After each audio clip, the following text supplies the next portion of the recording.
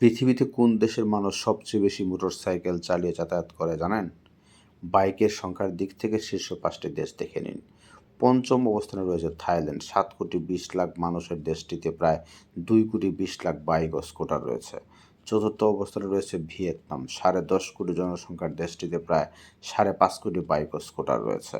অর্থাৎ দেশটির ছোট বড় প্রতি ২ জন মানুষের জন্য একটি করে বাইক রয়েছে। তৃতীয় অবস্থানে রয়েছে চীন, বিশাল দেশটির জনসংখ্যা প্রায় ১৪০ কোটির বেশি। দেশটিতে উন্নত বুলেট ট্রেন, বাস, গাড়ি থাকলেও যাতায়াতের জন্য মানুষ বাইকই পছন্দ করে। চীনে প্রায় ৮,৫০,০০,০০০ বাইক ও স্কুটার রয়েছে।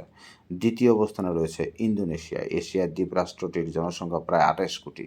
দেশটিতে প্রায় ১১,২০,০০,০০০ বাইক ও স্কুটার রয়েছে।